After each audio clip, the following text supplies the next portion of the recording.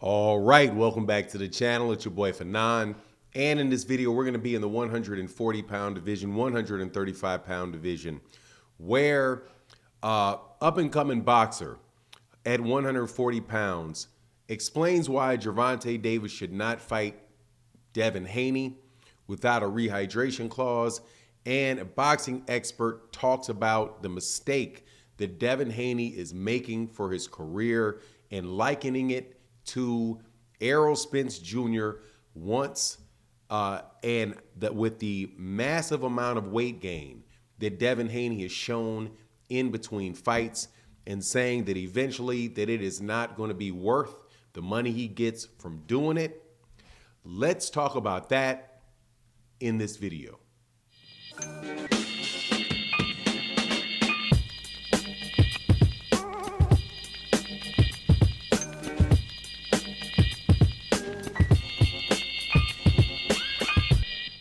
All right, welcome back to the channel. It's your boy Fanon, and in this video, we're going to be in the 135 and 140-pound division, where since we're really not having a lot of fights going on this month, we're waiting for the year to really start going. We're still kind of stuck a little bit in what happened towards the end of last year, and of course, though that included a lot of fights, good fights at 140, at 135 pounds amongst the top fighters in that division, and actually, the year of 2023 was a very good year for 140 pounds and 135 pounds. So obviously people are saying, okay, well, what is going to be coming up next year? People want to see a Gervonta Davis versus Devin Haney fight. Many people do. However, it's not likely that that fight is going to happen.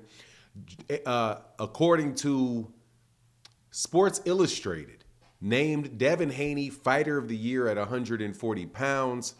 However, it doesn't look like he's going to be staying at that weight class very long because of some pictures that came out of with him, which make it look like he is absolutely gigantic. And man, I have to say, he looks like he's just judging from the pictures, it looks like he's walking around at about somewhere between 180 and 190 pounds. And that is not a good look for his career. As people that I spoke to said, look, man, that is reminding them of Errol Spence Jr. and the very big weight gains that Errol Spence Jr. and used to have early in his career before he got too disciplined.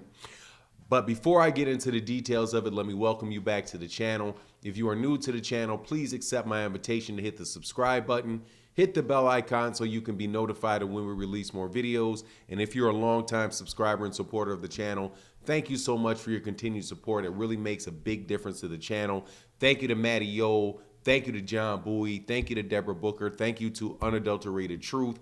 Thank you to my guy, Frequent Flyer. Even Boxing Hacker. I think this might be the second video that I've dedicated to Boxing Hacker. Man, something's going wrong with me. But anyway, good talking to you, sir. But let's get into this, okay? So, Richardson Hitchens is one of the up-and-coming 140-pound fighters, and he was asked recently about the fight between Gervonta Davis and Devin Haney and whether he thought Gervonta Davis should fight Devin Haney at 140 pounds. And Richardson Hitchens said, without a doubt, no, he should not, because Gervonta Davis is a 135-pound fighter who in his last fight rehydrated the day before to 144 pounds, while Devin Haney went up to 140 for the very first time and rehydrated all the way up to 165 pounds the morning of the fight. And in the fight, now this is me adding my portion, into the fight, which is, hours later, he may have actually been as high as 170 pounds walking in the ring. When he was in the ring with Regis Prograis, he looked significantly bigger than Regis Prograis in that ring.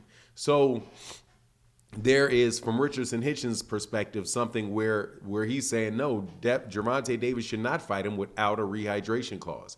And the rehydration clause prevents somebody from blowing up that big and walking into a ring where you're supposed to be in the same weight class and totally destroying the idea of somebody being in the same weight class, because you're taking advantage, great advantage of that day before weigh-in. Now, some pictures came out which alarmed some people. And they were pictures of of Devin Haney I can only assume that where he was buying some clothes or something like that, but he was taking a selfie. And if you look at the selfie and you look at his face and you look at his shoulders, and then you go back and look at a picture of him when he was in the ring at 165 or 170 pounds against Regis Prograis, and you see that he is much, much bigger in the picture where he is taking the selfie. So much so that his face looks very, very full. It looks like his neck looks full. His whole face looks like it's swollen relatively. It looked like he gained a considerable amount of weight, which tells me that this man could easily be weighing 180, 185 pounds. I won't say all the way up to 190 just because of how that just doesn't sound right, doesn't ring right to my ears. So you're having a guy that is walking around at 100 and that is fighting at 140 pounds, rehydrating to 160, that's walking around somewhere in the 180 to 185 range.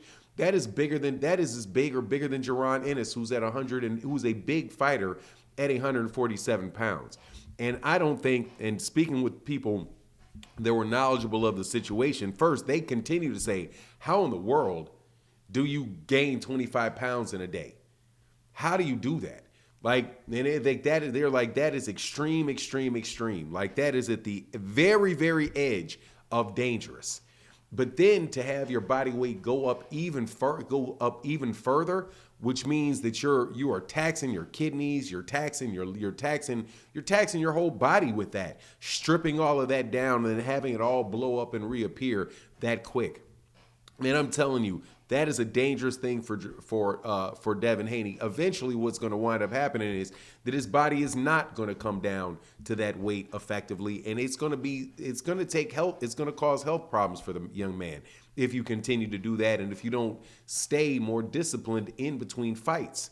Now, that is the same thing that you would see with Errol Spence Jr. early in Errol Spence Jr.'s career, but the difference between Errol and Devin is that Errol would blow up in weight like that, but Errol wasn't active. Errol would only be fighting one time a year because he couldn't get people into the ring with him, even when he held championships. Devin is fighting consistently 2 times a year, and within a very short amount of time after he gets out of the ring, he's way back up. Now, if you look at Errol Spence Jr. now, you don't see that with Errol. Errol hasn't fought since, I think it was July 29th that he fought Terrence Crawford, and he put pictures out. And you still see Errol Spence Jr. much closer and looking much more slim and close to weight. I think that is something that Devin Haney is going to have to improve upon and take care of later on in his career, because it seems like he must be doing some very drastic things in order to cut down in weight. But hey, we'll see what happens as far as that Gervonta Davis. Devin Haney fight. I don't care how many Devin Haney fans say that that's what he should do as far as fighting Gervonta and moving up and Gervonta moving to 140.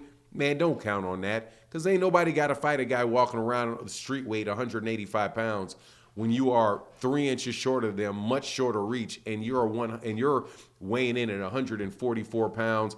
Probably getting up to maybe 100, walking around maybe 150 pounds. Because if you look at what the pictures Gervonta Davis is taking in between fights now, he's very lean. He's stopped blowing up in weight, which I think he said he attributed to the fact that he doesn't drink alcohol anymore. Maybe just a little wine, but his body weight was getting way high with the alcohol. Anyway, that's my take on the matter.